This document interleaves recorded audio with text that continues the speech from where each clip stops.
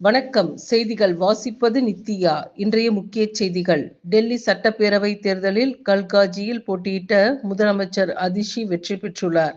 பாஜக வேட்பாளர் ரமேஷ் பிதுரியை 989 வாக்குகள் வித்தியாசத்தில் வீழ்த்தியுள்ளார் அதிஷி.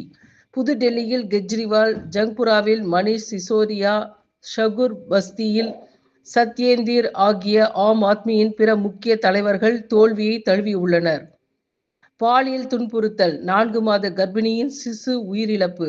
வேலூர் அருகே ஓடும் ரயிலில் பாலியல் துன்புறுத்தல் செய்யப்பட்டு கீழே தள்ளிவிடப்பட்ட கர்ப்பிணியின் வயிற்றில் இருந்த 4 மாத சிசுவின் இதய துடிப்பு நின்ற சோகம்.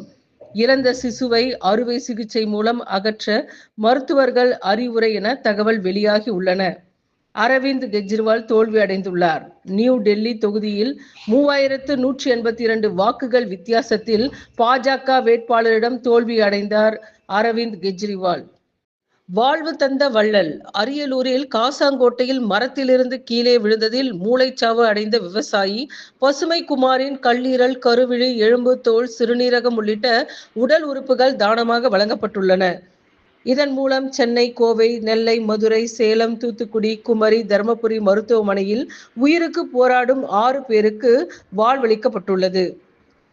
பன்னீர் அசைவமா? மருத்துவர் கருத்தால் எழுந்த சர்ச்சை. பன்னீர் உட்பட பால் பொருட்கள் அனைத்தும் சைவம் அல்ல, அசைவம் என மருத்துவர் சில்வியா கற்பகம் வெளியிட்டுள்ள பதிவு இணையதளத்தில் சர்ச்சையை கிளப்பி உள்ளது. டெல்லி மக்கள் தீர்ப்பை ஏற்கின்றேன் கெஜ்ரிவால் தெரிவித்துள்ளார். டெல்லி மக்களின் தீர்ப்பை பணிவுடன் ஏற்றுக்கொள்கின்றேன். பாஜகவுக்கு வாழ்த்து. கொடுத்த வாக்குறுதிகளை நிறைவேற்றுவார் என நம்புகின்றேன். ஆக்கப்பூர்வமான எதிர்க்கட்சியாக தொடர்ந்து செயல்படுவோம் என்று டெல்லி முன்னாள் முதல்வர் கெஜ்ரிவால் தெரிவித்துள்ளார்.